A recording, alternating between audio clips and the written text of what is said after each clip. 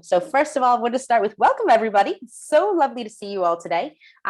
So I am Natacha Scott. I am the Director of Educator Engagement at iCivics, and I have been working on the EAD project for quite a while now. So the Educating for American Democracy, you'll hear us fondly refer to it as EAD. And with me, I have my colleague, Emma Humphreys, Chief Education Officer at iCivics. And I also have my colleague, Patricia Leslie Brown, who is helping us today with managing all of those logistics. And she is a whiz in the chat and throwing out links. So you'll see her popping up. Click on anything she puts out. It's always a good spot to click. And we also have a guest speaker, Shannon Salter, who is going to join us. I'm going to have her come on in a little bit, and she's going to have a conversation with us today too. So we have lots of fun and excitement today, and I'm going to go right ahead and get started. So Patricia has been putting a link into the chat. So today, we really want to make sure that this session is engaging and that we're having conversations. And though we're virtual and we can't unmute all 62 of us, we can do that in written form, which is perfectly fine. So you'll see a link to our landing page. I'm actually going to go ahead and share my screen so that you can actually see what you are going to be engaging with today. And I love how there's always the moment or two as, let me scroll up. Okay, the moment or two as you're clicking on the screen, you're like, okay, let me make sure I have the right screen being shared. Okay, and I give this disclaimer whenever I host a meeting or have a conversation. I am an elementary teacher by trade and deep in my heart. So if I ask for a thumbs up, if I ask, it's really only because I can't shake it. It's tough. So today we're here to talk about connecting chronological and thematic approaches to history and civic instruction. This is our third session in a series of workshops for Educating for American Democracy, just starting to scratch the surface. To walk you through our landing page for today, you'll see there, that's the slide deck that I will be using and walking through in just a moment.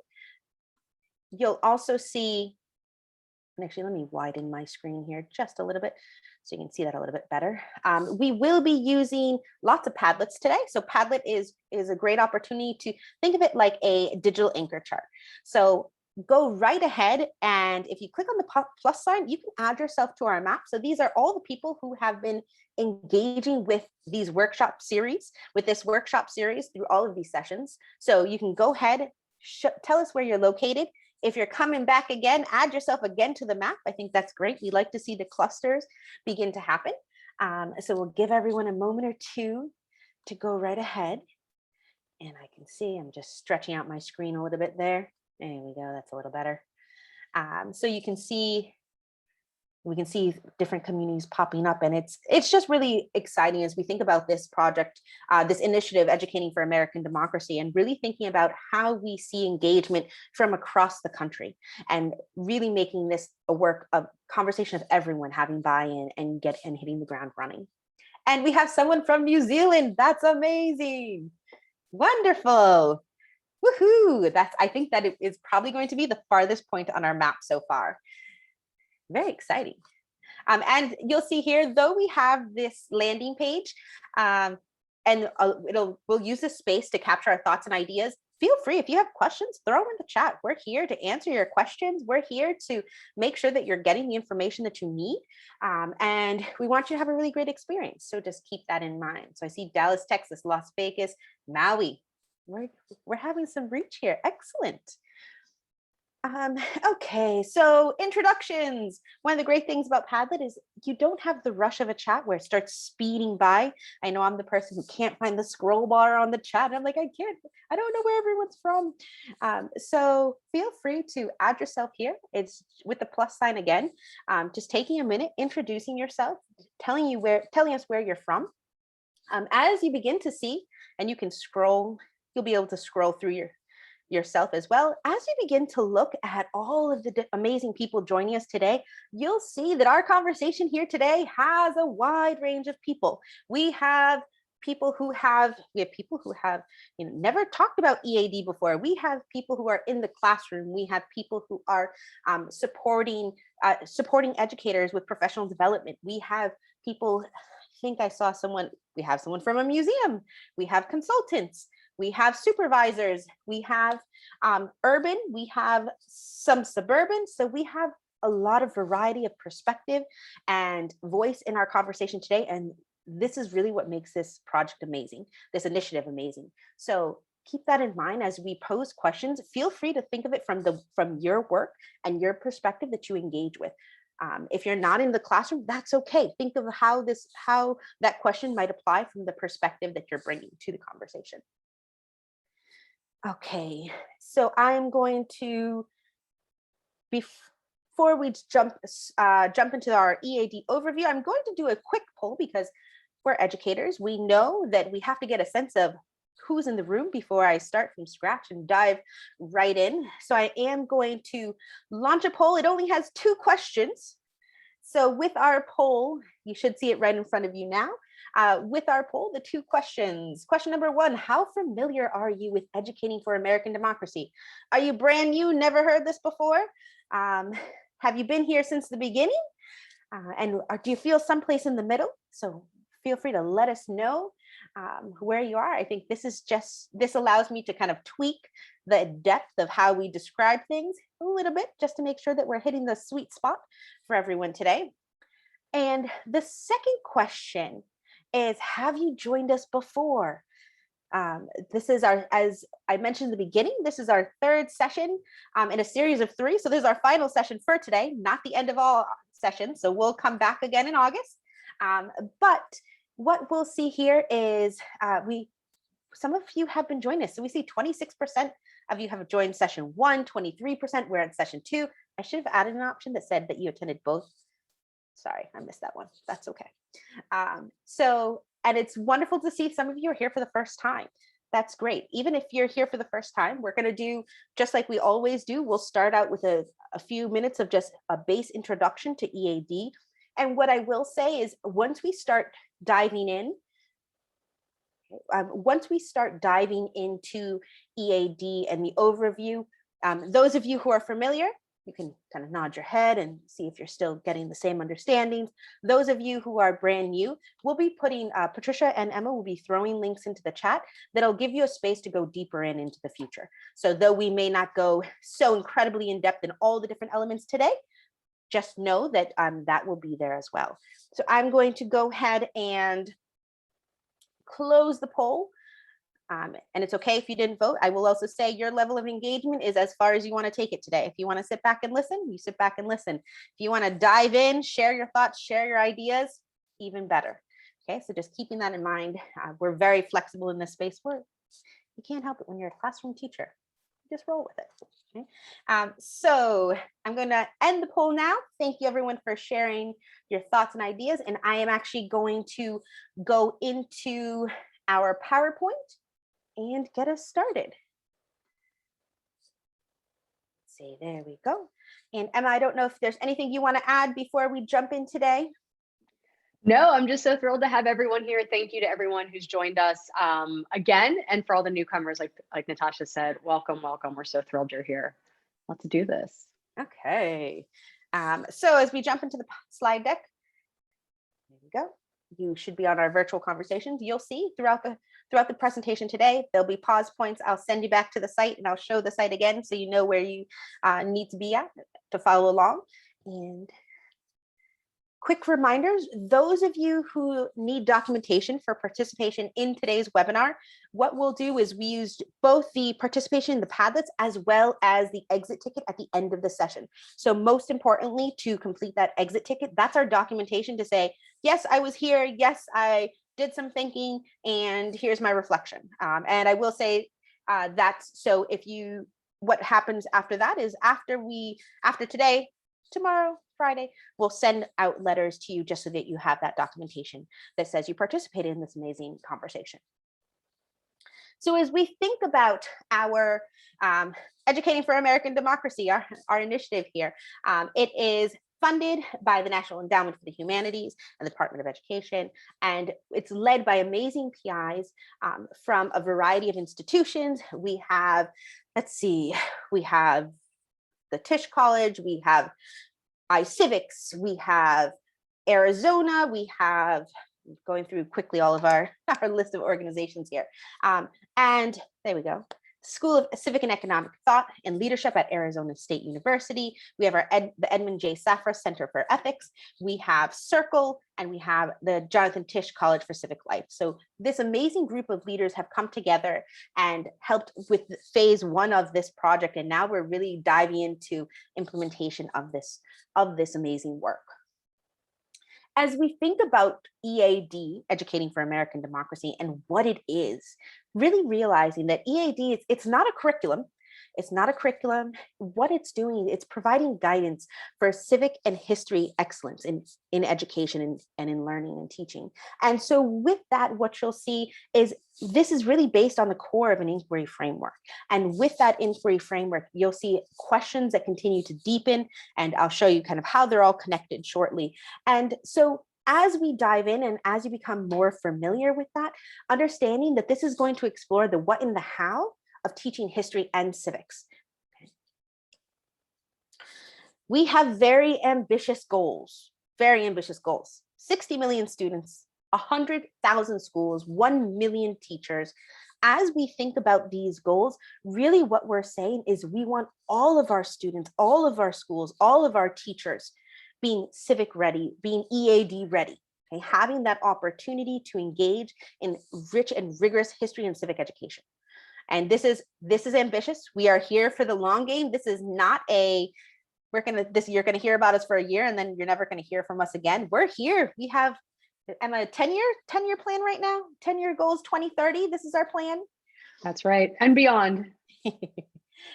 So keeping that in mind too, and you'll see as we continue to dive in that we're really being thoughtful and meaningful in this planning and in this implementation, and making sure that we're getting all of the variety of perspectives into this work and into the original development of this work too, because there was over 300 people involved. As we think about the 7 themes, which is part of the core piece of the EAD roadmap, so the Educating for American Democracy roadmap, what we see that the themes start with exploring what does it mean to participate in our American constitutional democracy. Then it progresses into how our constitutional democracy came to be. Then shifting to theme number 3, the people and places in which it consists of, continuing on in terms of how our shared political institutions, how they emerged, how they were formed, transformed, and how they currently operate. Then continuing to think about what are the benefits and harms brought by those institutions, and what are the transformations that have happened, and continuing on to thinking about the relationship of the United States and the broader world. And finally, closing with contemporary debates and possibilities, thinking about what are the issues that are still current and we're still engaging with. Alongside those 7 themes, what you'll also see is our 6 pedagogical core principles. Now, these pedagogical core principles, if we think about the 7 themes being the what do you need to teach, these core principles are the how we want to teach them. How do we want to dive in? And really, as we think about the pedagogical core principle 1 and 2, excellence for all and growth mindset and capacity building, really setting these high expectations for all of our students to be able to engage, being reflective and understanding where are the opportunities for growth in both our professional learning, in our students' learning, and then continuing to think about building an EAD-ready classroom and school. Now, with principle number 3, what we're really trying to have a shift in thinking that all of this has to sit only with the educators. Thinking in your classroom, you have your sphere of control, but it takes an entire school community to come together and think about what it means to be an EAD-ready classroom and school. And really, we see core principles 1, 2, and 3 being the foundation in terms of what are the learning dispositions and the learning environment, what are the elements that have to be established there before we can even jump into that rigorous learning. And so then we progress to core principle number 4, inquiry as the primary mode of learning. So on one hand, our roadmap is full of questions and prompts and ideas to really spark that inquiry. But core principle number 4 is diving in a little bit deeper in terms of what that could actually look like. Then if we think about principle number 4 being that knowledge element, principle number 5, practice of constitutional democracy and student agency. This is where we see the skills, and this is where we see the application of the knowledge that they've learned. Okay, thinking about how are they engaging with community, how are they engaging in simulations, how do they get to practice all of those skills they learned. And finally, we end with principle number 6, assess, reflect, and improve. And if we think about these 6 principles as a cycle, having that assess, reflect, and improve really be based not so that we can just give the students a grade. We don't want them just bubbling an assessment at the end of this. That is not the intent behind EAD, but really that assess, reflect, and improve is creating this space to think about how can instruction continue to shift to improve student engagement and to improve student learning, and what do we need to do, and being cognizant of that constantly happening in these cycles. Okay, and our last element in terms of core pieces of the Educating for American Democracy roadmap are these design challenges. Now, these design challenges are what we're here to talk about today. So our first session, we talked about design challenge 1 and 2. And our second session, we talked about design challenges 3 and 4. And today we're here talking about design challenge number 5. Now, as we think about these design challenges, think of them as bringing to the surface these points of tension that we see in teaching history and civics. Teaching history and civics is not easy. We know that there's these natural points of tension that happen. And rather than shying away and saying, I'm just gonna scoot around here and teach the easy stuff, what the design challenges are calling us to do is actually to lean into this tension and embrace it and have a conversation around it and engage students in that learning. I will say that each of us have our favorites. We all have our favorite design challenges. My favorite design challenges is design challenge number 2, America's plural yet shared story, and just making sure, just considering and being thoughtful of how we're incorporating all of these perspectives into this narrative. And Emma, your favorite design challenge? It's 4. I mean, I love them all, but I do have a favorite. It's 4. It's the best. It's provided me a language that I didn't know I needed to talk about sort of my philosophy of teaching civics and history. It's magnificent. Shannon, I'm going to put you on the spot. Have you found a favorite design challenge yet?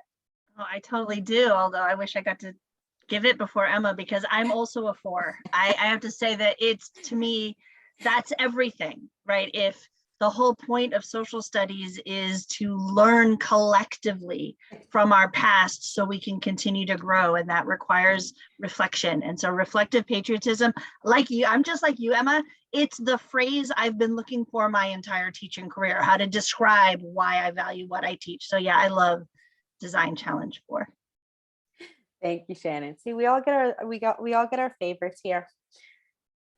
Okay, and so as we think about this kind of all of these pieces and how they fit together, really thinking about this roadmap structure being the design challenges, kind of like I said, you leaning into those dilemmas and then in that content, then you're getting down into the content themes.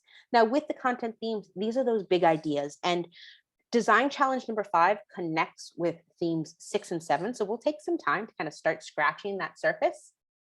And then we get into our driving questions. So we have thematic questions, which are broad up here. We get a little more narrow with our driving questions that both come from the history and the civics lens. And then we bring it down a little narrower to our sample guiding questions. And the sample guiding questions that you'll see in the roadmap, we'll say is not an exhaustive list. We know these questions can continue to develop. And so we're aware of that and we're cognizant of that. So that's part of the reason why we label them as sample guiding questions.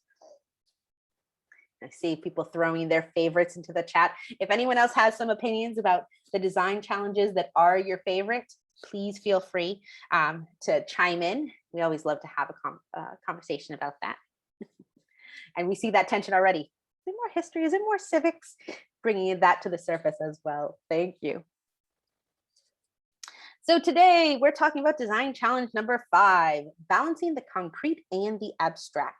Now, as we think about design challenge number 5, this is really where we're thinking about how are we helping our students move from both that concrete in the narrative and chronological learning, some of that thinking that we think, I feel like sometimes we get stuck into thinking that that's a more traditional, classic thinking of how we're teaching history and civics, and then this thematic learning, which can be more abstract and conceptual learning.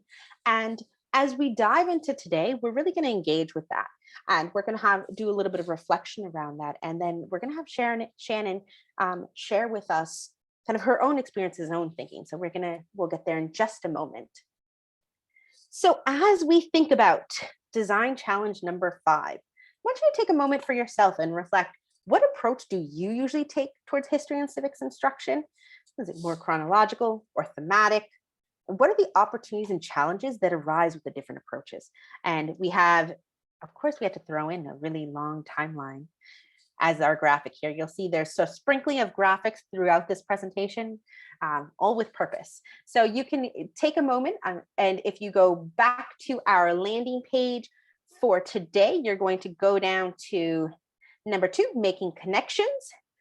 And let's see what trends we see here.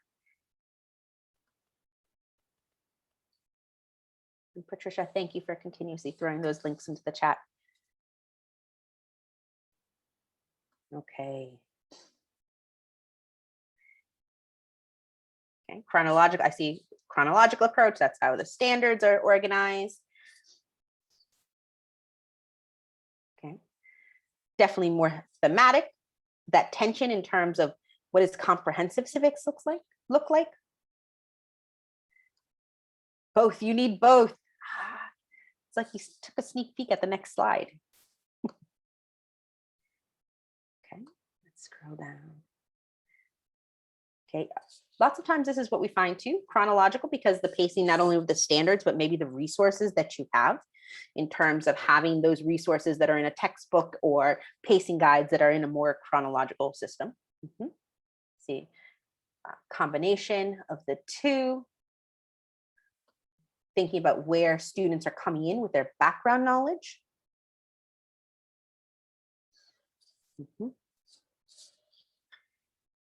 Okay. Wonderful. So as you can see, when we think about history and civic instruction, there's definitely the range of how everyone is incorporating it into their classroom, depending on their communities, depending on their standards, depending on their resources, really being thoughtful and cognizant of that. And as we think about, and someone put it in here, and they must have read my mind. Look to the next slide. But as we think about this, it's a combination of both. When we think about the roadmap and the design of the roadmap, understanding that the roadmap is not saying get rid of the chronological. You never need to know dates. You never need to understand the cause and effect and the sequence of how things are evolving. But what it's saying is actually thinking about how you use the two approaches to reinforce each other.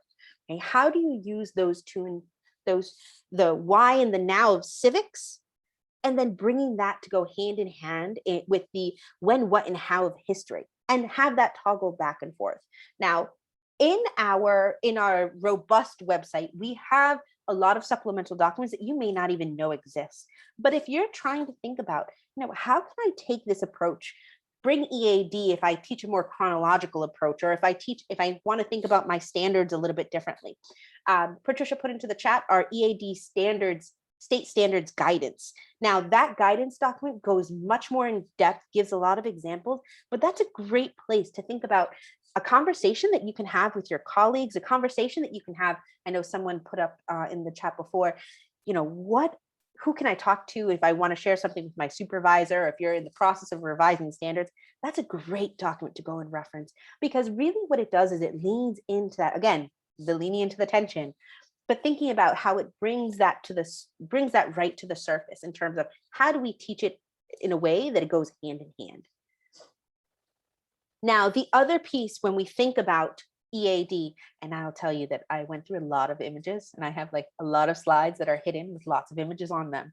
But when we think about this concept of depth versus breadth, thinking about how are we going deeper? How are we taking a topic? Because we know realistically, you're going to have to make choices as an educator. And here with this concept of depth versus breadth, instantly my mind came to excavation, right? Archaeology, excavation. Think about how are you finding something that is either a very important element of your standards, a very important piece to your class, something that they latch onto, and how do you then go deeper? Okay, really start to go deeper, uncover different elements of it. And as you begin to uncover different pieces, you see the complexity. And this is where we can lean into our design challenges even more, because we can see different areas of complexity that arise when we think about different voices that may not be part of our traditional conversation. When we think about where are the tensions of appreciating events that have happened in the past, but being aware of what are the concerns and issues that are happening as well. So we see this concept of depth versus breadth and that point of tension, and thinking about where you make the choices to go deeper, and having the questions within the framework to really help guide you in that. Our next question, as we think about the relationship between themes 6 and 7 and design challenge number 5, thinking about how do themes 6 and 7 allow for students to shift between chronological and thematic concepts. Now, these are just the thematic questions for theme number 6. So, a people in the world, what does it mean to be a nation among nations? How has the United States dealt with different types of external relationships across its history? And I'm going to skip down because I know you can read the rest in between, but how do American constitutional principles influence the conduct of foreign policy? So we see the complexity that is happening here in theme number 6. And in theme number 7, contemporary debates and possibilities, again, this is the highest level of questions that you'll see in terms of how does our knowledge of the past and help us think about important political and economic debates today. Okay, that relationship, thinking about what are the key current events and policy debates in our constitutional democracy. And so as we see, so take a minute, you'll see on the next Padlet, I believe it should be Padlet number 3, taking a moment to think about how do these themes really lean into that concept of having to make that connection between chronological and thematic approaches with the work. And I'm going to also show us, so that is our theme at the high level. I'm going to also show you, since some of you are new today and never seen elements of the roadmap, I did want to take a moment to show you what do the different pieces of the roadmap look like. So we have those driving questions, and with the driving questions, we see each of these themes kind of have driving questions for history and civics, and they scaffold up. So here we have K2, how and why has the United States interact with other nations and regions in the world? And we see then progresses in 5th grade, how have nations cooperated in the past? What are the costs and benefits of cooperation? Continuing on to 6 and 7, why do countries trade? And those 2 resources means when you get to the Educator resource sites, that's where that you'll be able to find some of those resources. Why do countries go to war? For what political, economic, territorial, and ideological reasons? And continuing to 9-12, how and why has the US acquired its power and influence in the world? So you can see how these elements become more complex overall as it continues to progress between K to 12. And that's one of the elements that I love, is the concept that each of these themes are based in K-12, which is wonderful. And so you'll see the same kind of structure for each of the themes. So I did just want to give you a glance at that, since we know some of us are brand new to the conversation today. Okay, before we get to Shannon, let's take a quick glance at the Padlet. Let's see if anyone dropped in any thoughts and ideas. So how do themes 6 and 7 allow for students to shift between chronological and thematic concepts? So taking a moment and thinking about the questions that we saw in those themes. And what I will do is I'll go back and show them on screen for another moment, because we always know that's the worst, when you have to share your thoughts and ideas and then you're like, I forgot what the question was. So what I'll do is I'll go back there for one moment. Come back to you, Shannon. There we go. So these are the high level thematic questions for themes 6 and 7. So thinking about that, how do these themes really lean into that concept of chronological and thematic approaches to history and civics instruction? There we go. Yep, put the themes back up for you. Thank you, Maureen. Emma, while we're giving everyone a moment to kind of think and ponder, have you noticed anything in the chat that we should kind of bring up to the surface? Sure. Yeah, there's a great question about curriculum, and the person who asked it, said, listen, I've heard you say it's not a curriculum, but this sure sounds like it could be one. And I think that's absolutely correct. So, we're really clear about that EAD, or the roadmap, it's not a set of standards and it's not a curriculum, but it absolutely can be used to revise standards, and we hope it will be, and it could be used to create curricular materials or a full curriculum, and we hope it will. So think of EAD as sort of belonging to all of us, and various individuals and various states and various organizations and school districts and schools and teachers and departments. Really, anyone at any level can leverage the roadmap to do the important educational work that they do.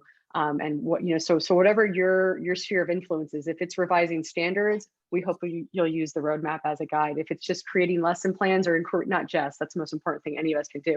If it's creating lesson plans and inquiry projects for students in your classroom, we hope you'll use the roadmap as a guide. And 10 years from now, we hope that all of those things will exist and be working in concert. But we also hope and know that it will look very different in every state and every locality. Thank you, Emma. So we are going to, we see some of us dropping our thoughts here in terms of connecting the present and the past, seeing thematic questions to think about history in order to answer the questions more thoroughly. Okay. Let's see. High level of critical thinking, lots of in-depth thinking with inquiry. We have to keep that in mind. Excellent. So we'll give everyone just another moment to share their ideas, and then I will introduce Shannon. Okay. And everyone can see different elements. So they're seeing more of those chronological pieces, and they're seeing those more thematic pieces and bringing them both to the surface. Wonderful.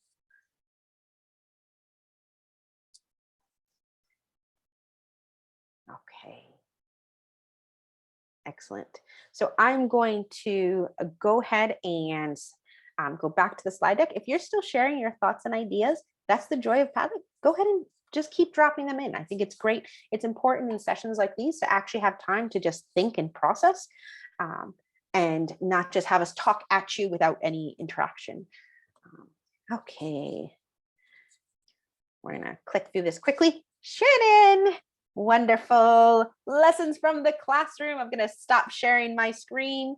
There we go. And give Shannon her nice official, I always love reading everyone's bios. So Shannon Salter is a founding teacher at Building 21 in Allentown, Pennsylvania, a competency-based public high school.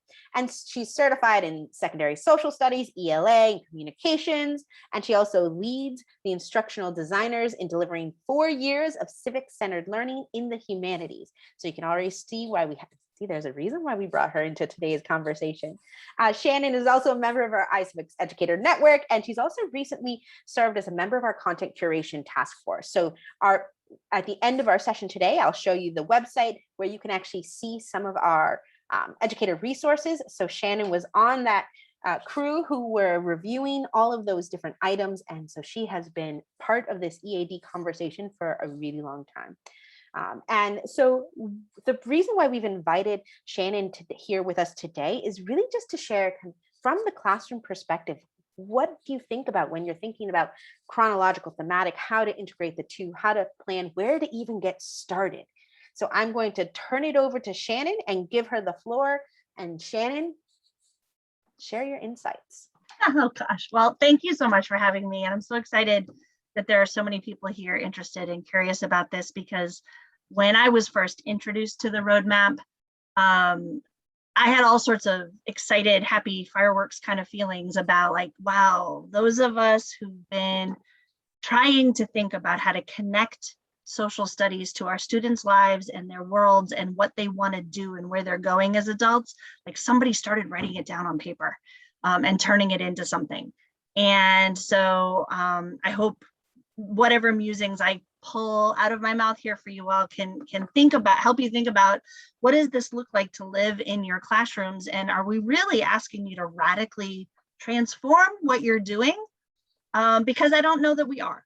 When I first saw the roadmap, I recognized immediately that it was not something new that social studies teachers were being asked to do, but rather it is the collective wisdom, practice, best practices of teachers who have been innovating in trying to point social studies towards agency as citizenship for decades.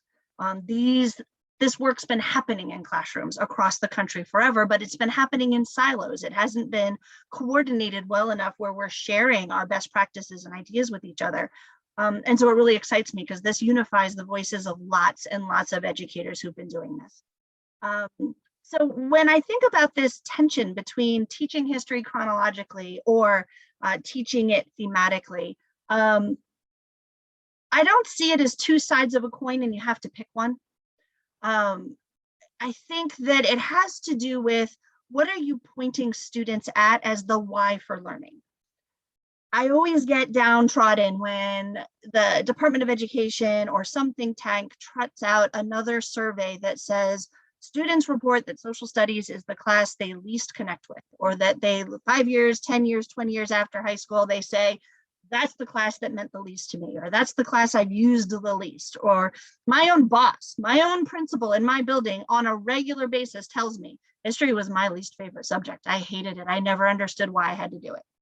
And of course, that hurts my very heart to hear it, but I think it's because when I think of the chronological approach to history, I don't think of it as merely we start it with the early events and take students through them, but rather we reduce our content to memorizing a sequence of events and dates without zooming out from them and asking them to connect them to what are they going to do with that knowledge. And that's when I think, when I hear educators talk about the chronological approach, my worry is what we're talking about is memorizing. What was the date of Pearl Harbor? What happened in 1066? What happened in 1492? And not why did those things happen? Or now that you know that they happened, how are they going to help you tomorrow and next year and 10 years from now in a polling place or in a voting booth or in a discussion in your community? And what the thematic approach does, it reminds us of those essential questions that are the deep questions of humanity, or at least as far as this is concerned, American humanity, the big questions that we're looking for answers to because we don't have all the answers to making this utopian society that we'd love to be someday. And the only way to answer those questions is to dig into our past, to examine the things that humanity's been through before, so that we can begin to pull wisdom and learning and answers from them and apply them to the next challenges that confront us as a nation. So I don't think it's a question of, all right, if I'm going to take the thematic approach, I have to banish chronology, right? Cause and effect have a purpose in our discipline. Looking for continuity and change over time have a purpose in our discipline. There's a reason we teach the things that happened first before the things that happen next and then the things that happen later. But the thematic approach says, at the end of each unit, at the end of investigating each event, what are you asking students to reflect upon to help them take what they learned and see it as a useful tool that they're going to put in their American citizenship or American community member toolkit and take with them in the world to do something with, so that your students are the first ones to say, I know why I learned this. So that 5 years from now, 10 years from now, a student says, whoa, this big thing is facing my country this year, like, I don't know, a once in a lifetime pandemic or epic racial unrest or whatever it is. And they can say, I'm so glad I had that history teacher or that social studies teacher, because we studied this event, this one, and this one. And from them, I feel like I know what we should do right now. I feel like I know what I want to do. So I don't think it's an either or. I think the themes are what you layer on top of that chronology that you're walking students through. And the themes also help you curate what on the timeline are you going to do. I think, especially if you've been teaching since the dark ages, we had this misconception that we were teaching everything, right? If you walk into our 2 or 3 years of US history, we cover it from the beginning to the end, or the beginning to today. Maybe we run out of time shortly after the Reagan administration because the school year's over, but basically we cover everything. We've never covered everything. What we covered may have been dictated by our own biases, by what we learned when we were in school, by a list somebody else gave us and said, here's your scope and sequence, but we've always edited what we teach. Why we make the choices we make, though, has kind of been out in the weeds somewhere. When you have a clear roadmap of essential themes that will create informed citizens with agency to impact their world, you have guideposts that help you choose. Do I teach this or do I edit it? Do I teach this event or do I let students learn that one for themselves, because I'm going to teach them the skills to acquire their own content down the road. It gives you a framework so you know why you're teaching what you're teaching every day beyond just it was on the checklist, and how your students are going to use it. And that to me is, these things go together. And a lot of you said that in the Padlet, you need both, right? The chronology is maybe the order you're going to grapple with things in.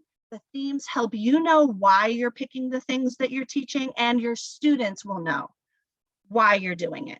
And perhaps as my dismount here, because I'd really rather hear what you want to know about what does it mean to do it this way. My boss, who doesn't like social studies, gave me a great quote in PD just last week. And he said that, this is a John Dewey quote, that we don't learn through experience. We learn by reflecting on the experience. And I think that sums up what I think about themes versus events. We don't learn by making students master what happened in an individual event. They learn when we then zoom out from the event and make them reflect on, how does that event help you answer one of the big questions? And the thematic approach helps you be mindful of always getting to that moment of reflection, so that student learning connects with the world they're in now and the world they're going to be in. All right, that was my starting. There's my opening salvo. I've been doing this transitioning from the chronological to the thematic for my entire teaching career, and I'm in a place now where I get to help others design it for their classrooms. Maybe, what is it appropriate to just throw open to questions or throw in chat? Like, what are you worried about? What obstacles are you worried about facing? Can I talk about how I've faced them down, or how I've grappled with them, and how I've done that with others that might make you see that, wow, this isn't that big of a stretch from what I already do. So if anyone has any questions, I would say throw it in the chat so that we can bring it. We have Shannon here with us. I think I always am just amazed. I think the way that Shannon does a wonderful job capturing kind of the essential and importance of why our students are learning this. Why does it matter? Why are they learning this? Seeing some fabulous elements come up in the chat in terms of discover, uncover, not just cover. We don't just want this to be a checklist. Excellent. Any questions? Anyone want to throw a question in the chat that you're pondering?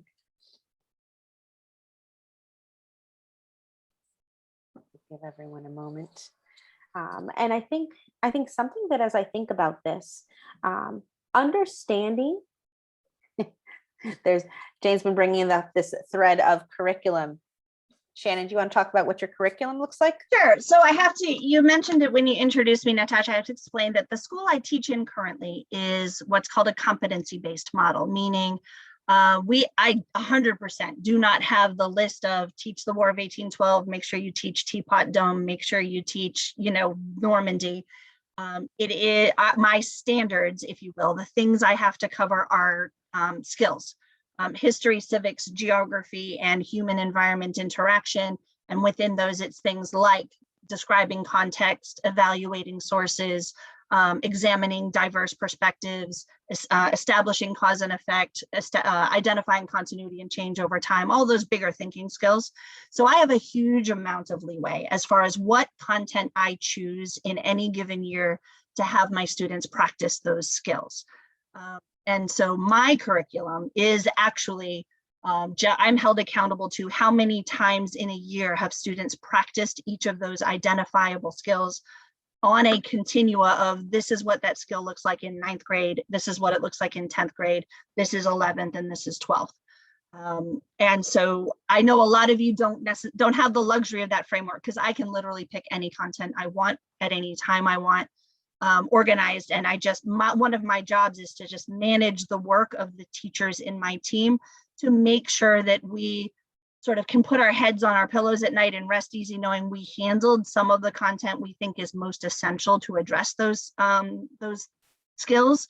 And that we don't graduate kids and going, oh, wow, we never got to the Holocaust. Nobody picked it up for a unit. Like, we make sure that we've covered the big things, and also to make sure that it spirals in a way that makes sense, and that we don't ever come up with a student who went through 3 years and got the same thing 3 times, because we need to manage that.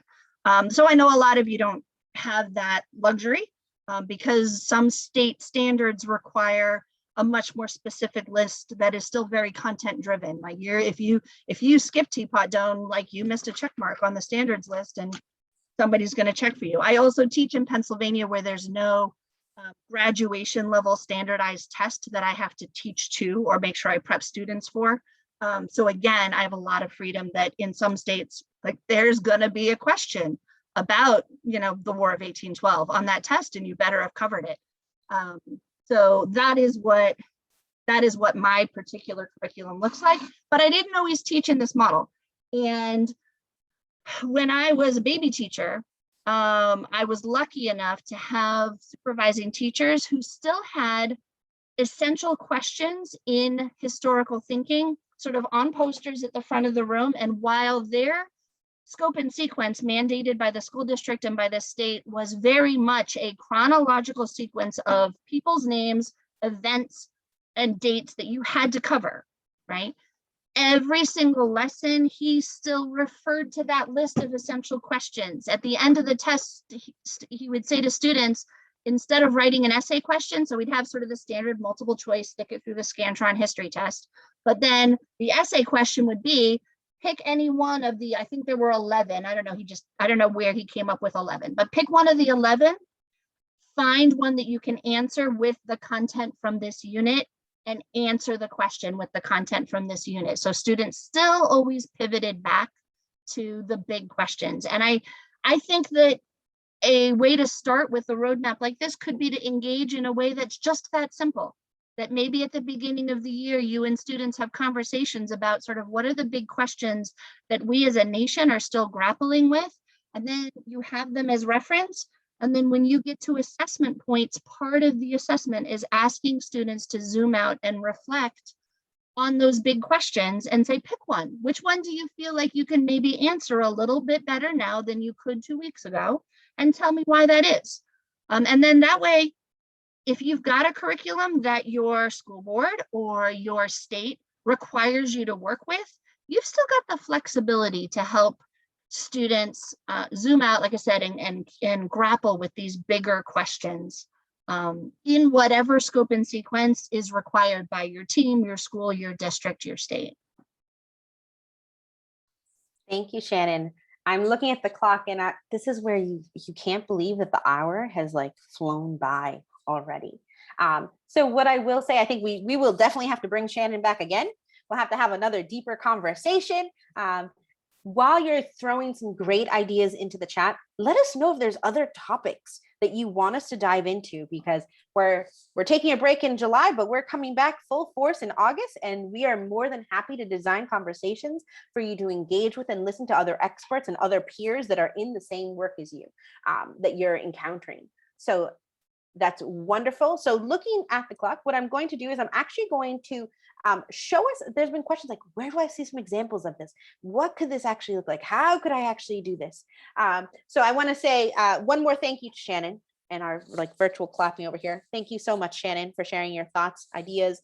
I know we all appreciate it. I think there's a perspective that classroom educators bring who are in the classroom currently that's completely different than just hearing from someone else. So that's wonderful. I'm going to share my screen for a quick moment here. And the first thing, while I toggle between some tabs over here, take a minute and think about what you heard from Shannon, and throw into our word cloud while I go to the next screen, but throw into the word cloud kind of what resonated with you from that discussion about incorporating chronological and thematic approaches in the classroom that Shannon shared, and really kind of what stuck with you. So you can go ahead and you can share that there. And while you're sharing your thoughts and ideas, I'm actually going to go ahead and we're going to skip our small group conversation. And I know some of you are like, yes, I don't have to talk to a small group. While others are, oh man, I wish I was in a small group. So just acknowledging that lots of times in our sessions, we want to have small group time just so that you can talk with others. But you have been so energetic in the chat, which has been amazing tonight. And I'm going to go back one more. I'm toggling around between my slides here because I know where I want to go. And this is not where we're going to close with the before I thought and now I think. But before we get there, I just wanted to take a minute and show you Educator Resources. So on our website, we have a collection of approximately 200 right now. Our goal by the end of the summer is to have 600, by the end of the year to have 1,000. So we're building this collection. And what you'll see on this Educator Resources is you will see, you'll be able to filter by the themes, you'll be able to filter by the design challenges, by grade level. And this, in some areas, you'll see that there are smaller amount of items, but just know that that number is growing. Okay, we only launched in March, so we're still looking forward to getting more resources in here. And as you, this is a great spot to just get some ideas in terms of what can I actually do that aligns with the design challenge? Where can I begin? So this is a great collection of examples from a variety of organizations, and I will say they've all been teacher vetted. Okay, they've all been looked at through the eyes of a teacher. So just sit with a little bit of confidence in that as well. Additionally, for those of you who are looking for more opportunities to engage, there are on our website, we do have a news and events section and a specific tab for professional development. And Shelly, let me see if I can stretch that for you. See if that helps a little bit and you can tell me. Otherwise, we'll put the link in the chat. Hopefully that helps just a smidge. So with our news and events section, that's where you'll be able to find our professional development there. There's lots of events that are coming up throughout the summer. We'll pick up again very intensely in August. So keep that in mind. If there's anything, especially in our feedback form tonight, if there's anything like, I wish I could talk about this and I wish I could think about this, put it in there. We listen to you. We design sessions based upon your needs, and we want to make sure that these are experiences that are meaningful for you. So keep that in mind. Share your chat, share your thoughts. There's also a contact us section. There's actual people at the end who read it. So if something pops up and you've lost my email and you're like, hey, I don't have the feedback, I don't have Natasha's email, use the contact us. Half the time is going to Emma, myself, Patricia. We're here. We're reading it. Don't worry, there's people on the back end who are actually going to receive that. And follow us. Follow us on Twitter at EAD Roadmap. Use the hashtag EAD Roadmap if you're doing things in the classroom, having conversations with your peers. So keeping that in mind. And before I close this out with a thank you, I do want to toggle back and just have you think about our word cloud has exploded. I love word clouds for that reason. This is amazing. Sharing those thoughts, zooming approach, students, keeping that at the center. Excellent questions, ideas, experience, thematic, competency-based, wonderful. And yes, you can reach out to us and have conversations. I am more than happy to have a conversation. And let's close out with before your exit ticket. We have 3 minutes. Before I thought, now I think. Okay, when we think about chronological and thematic approaches to history and civics instruction, take a minute and reflect. Kind of when you came into our session today, what were you thinking? And now that you've kind of listened to Shannon, you've seen some of the connections in the roadmap, you've seen some of the connections with the design challenge, and think about, what do you think now?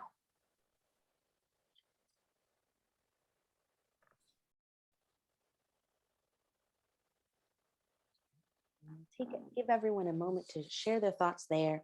And just as a reminder, while people are kind of taking a moment to reflect, this is our educator wait time. It's amazing. You sit, wait, give people the space.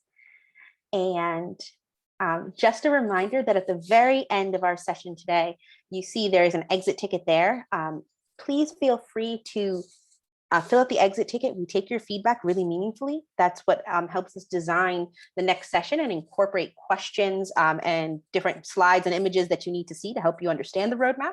So please feel free to put it in there. And we're so glad that you could join us this evening. And I'm going to stop sharing my screen as I say that so that you can remember there's a people here with you today. You weren't by yourself learning. We're so happy that you could come together today and have a wonderful conversation and listen to the wonderful expertise that Shannon brought to us today. And share your final thoughts in terms of before I thought and now I think, and complete your feedback, complete your exit ticket. If you want us to send you a communication for just documentation that you were here. And if you don't need documentation, still fill it out because we like the feedback so that we can continue improving and growing. Thinking about that last stage of the pedagogy cycle. On that note, thank you, everybody. And I hope you have a wonderful evening or afternoon, depending on where you are. And in New Zealand, I don't know the time zone. I don't either. Thank you, Natasha. Thank you, Shannon. And yes, thank you, Joan, for your comment. Don't want to pretend like all of that's not happening. As social studies teachers, we're always sort of in the middle of the culture wars of what and how we teach the social studies. So we're following it closely. Even if you're in a state where this sort of legislation isn't going on, we know it's it's impacting the culture around you and the atmosphere in which you're teaching. So we'll plan future sessions around that. We'll come together with the ideological viewpoint diversity that we always have with this project and try to best support teachers and support this work. But in the meantime, take good care of yourselves. I hope you, for those of you in the classroom, are able to really rest up, take good care this summer. This has been the hardest year, no question, for all educators, but exponentially so for social studies teachers, given all the turmoil. So we are with you. Thanks for being here.